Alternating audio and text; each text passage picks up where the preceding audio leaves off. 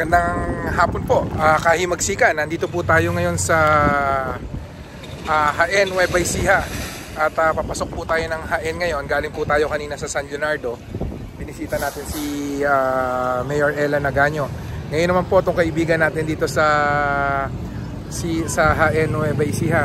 Ang mayor dito dati si Mayor Austria. Ewan ko kung siya pa rin ang mayor ngayon dito, but bisitahin din natin kung nandiyan siya. So anyway, nag-vlog po tayo dahil gusto ko po ipakita sa inyo na nag-iikot po tayo ng norte.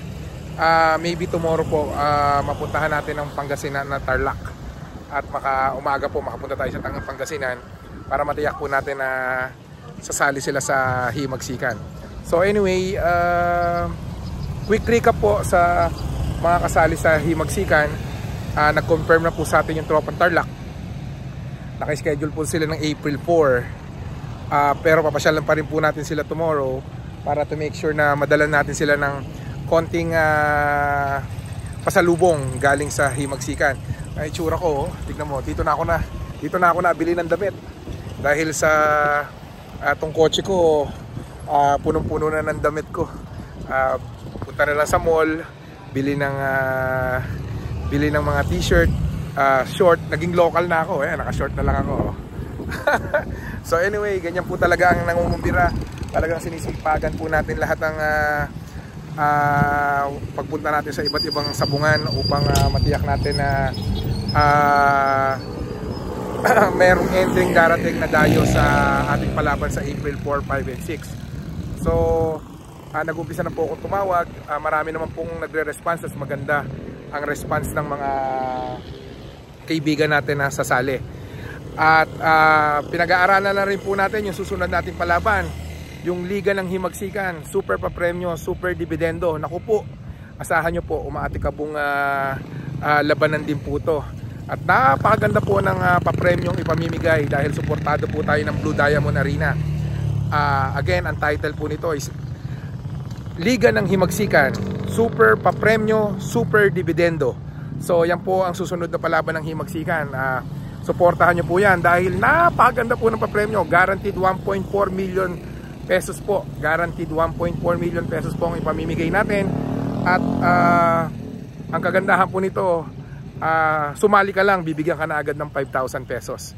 So kagaya po ng sinabi ko, dahil paganda ng paganda ang papremyo sa Blue Diamond Arena, suportahan po natin lahat ng palaban. At ginagarantiya ko po sa inyo na sa Blue Diamond Arena, ang masang sabungero po ang palaging bida. So yan po ang lagi kong sinasabi sa inyo. So wag po kayong mahihiyang magpa-reserve ng entry. Sa April 8 po ang grand opening ng Blue Diamond Arena. At so far napakarami na rin pong nagpa-reserve ng entry. Meron na pong 94 as of this morning nung makita ko yung reservation. So wag po kayong mahiya. Wala naman pong bayad ang pagpapareserve ng entry. Tayo naman po naiintindihan natin yan kung may mga bagay na nangyayari, dahil gaya po na sinabi ko, hindi pa po entry yan hanggat hindi po kayo nagko-confirm. At wala naman pong bayad yan. At alam naman po natin, naiintindihan sa isang dekada po ng pagpapasabong natin, naiintindihan po natin yan na things happen for a reason. At kaya wag po kayong mahihiya na magpa-reserve, dahil yan na po ang trend ngayon. Kailangan po natin magpa-reserve dahil binibilang po ng mga may pasabong ang sasali sa kanilang palaro, upang sa gayon matiyak nila na hindi naman po sila malulugi. So doon po sa mga nasanay na nag-walk-in sa palaban, pwede pa rin po yan.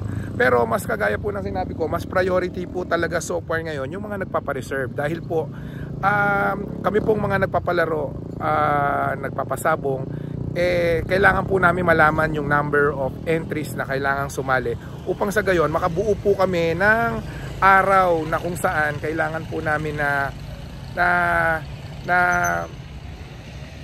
ilagay ang mga entries para hindi po magsiksikan at para ma-accommodate po namin kayo ng tama.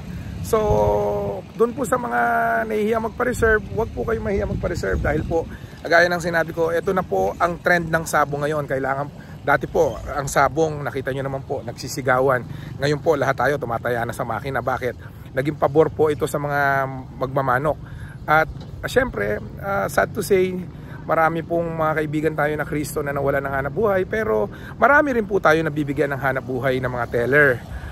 So priority po natin na i-hire yung mga kaibigan natin na ang kamag-anak nila ay marunong sa computer.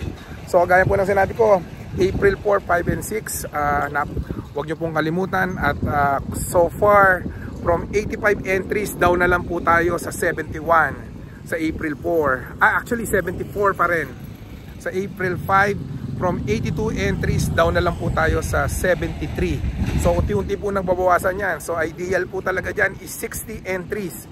So far marami pong nagko-confirm. Marami, mangilan-ngilan din po yung nababawasan dahil may things happen for a reason, kagaya nga po ng sabi ko. So kagaya po ng lagi kong sinasabi, huwag po kayong mahihiyang magpa-reserve dahil ito na po ang trend ng Sabo ngayon. Nangungumbira po rin po ako sa Luzon upang sa gayon makita nyo na kung paano naman po lumaban ang mga taga Luzon sa ating mga Kabiteño. So hanggang sa muli po, ito po si Jeff Deg mula rito sa Municipality of Jaen, Nueva Ecija, ang inyo pong kahimagsikan, ang inyo pong utusan. Ito po si Jeff Deg. Mga kahimagsikan, kagaya ng sinabi ko, sa himagsikan, kayo po ang boss ko. Jeff Deg po, pag-utusan nyo. Salamat po.